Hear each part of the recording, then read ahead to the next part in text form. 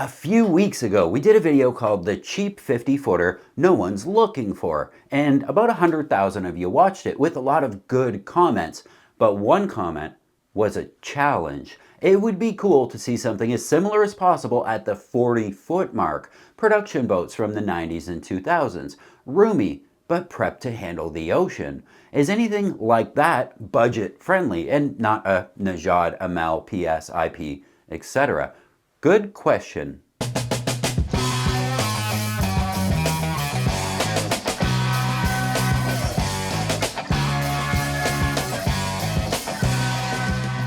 So here's the thing. The 90s and 2000s brought us a lot of cool boats, but the boat most like the boat from the video before would be the Beneteau 411, this thing.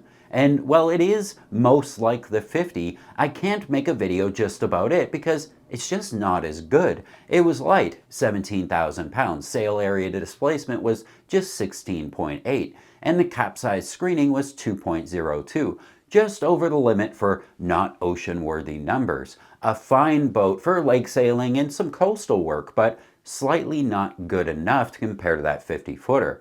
What's interesting is that at almost the same time, Beneteau was also building the 423, which is much more like that 50.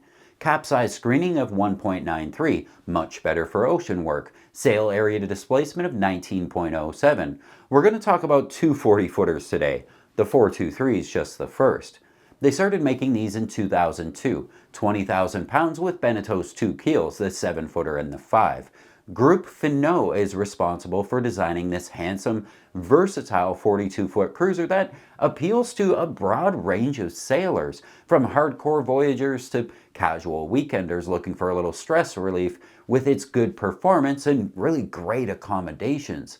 The cruiser is extremely well engineered, sensible construction, and well outfitted, and it doesn't demand undue maintenance. It's just a well-made boat, and most importantly, you can purchase a nicely equipped model for less than 120 grand. No wonder Beneteau is the largest sailboat manufacturer in the world. This one is sitting in Vero Beach right now and already has an arch on the back, solar panels, a dinghy, brand new sails, and lithium batteries. Someone's already taken her cruising, so most of the work is already done. The only real sticking point I can see with this boat is that it has the Volvo and not the Yanmar, and they're not quoting how many engine hours this one has. Also, the mast is deck stepped. This is a 40-ish foot Beneteau, not an island packet, so it is what it is. The robust, hand-laid, solid fiberglass hull is built to CE Offshore Category A standards. The hull is supported by Beneteau's proven grid system, a bonded fiberglass hull liner that stiffens the hull and spreads the loads from the rig throughout the boat and the loads from the keel. The deck is cord sandwich construction to keep weight down, although solid laminates used in the high load areas. The bulkheads are bonded 360 degrees to the hull and deck.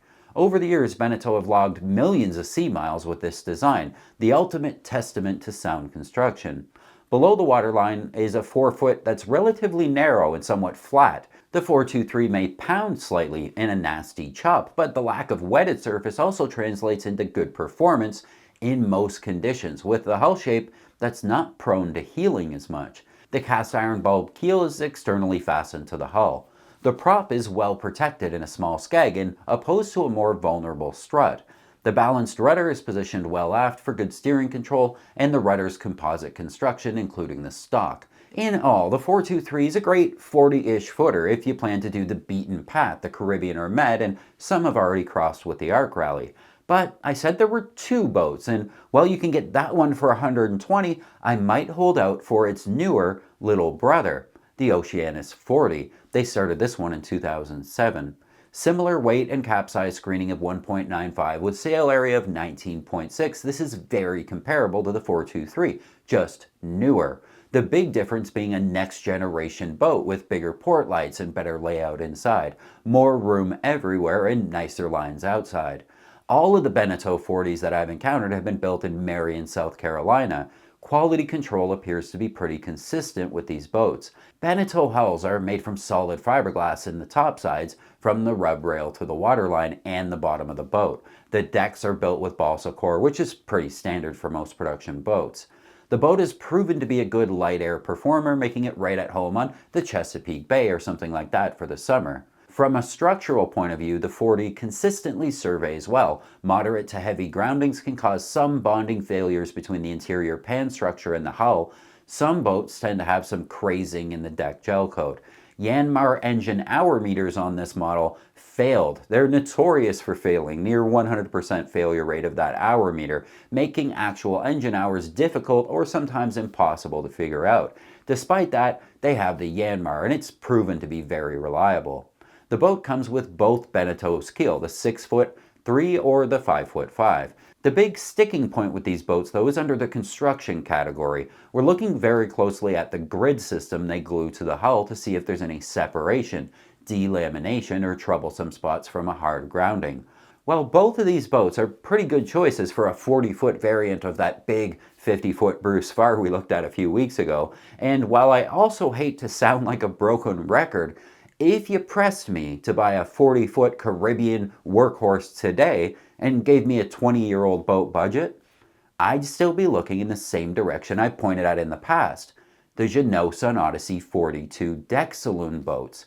The 42 and the 43, the DSs are still coming down in price, and compared to their Beneteau sisters, they're much nicer. The big triangular window, sweet lines, and the twin helm layout that's just becoming a timeless staple in the comfortable cruising category. Now, the Jeanneau is a little more expensive, hitting about $140,000 in most cases, but I think it's a better boat than the 423 or the 411, and it has the island bed in the back. It sounds silly, and I harp a lot about beds, but having lived on sailboats for a couple years, half of that time with another human, and having slept on a lot of boats during my travels, the bed matters. Cruising life, while beautiful and a lot of fun, is hard. It can be very hard for sometimes days and days on end. Having a bad bed you have to climb into every night can truly break the experience and make you miserable, especially if your significant other, who maybe didn't want to live on a boat in the first place, is with you. But having an excellent bed can make all the difference. Go ask your significant other which boat they would be willing to sleep on, and show them the bed on the 411 and then the bed on the Sun Odyssey 42. Living arrangements inside make or break your cruising experience. And while you're here, James from Sailing Zenaro and I have been chatting recently about an idea that you guys had. A lot of you, both here on the Lady K Sailing channel and over there on Zenaro, said it would be super cool if the two of us got together. And we think that's a great idea. We both have the same mission, to get more people sailing, so teamed up for a video, we think that we can further that mission. My question to you is, what do you want to have us talk about?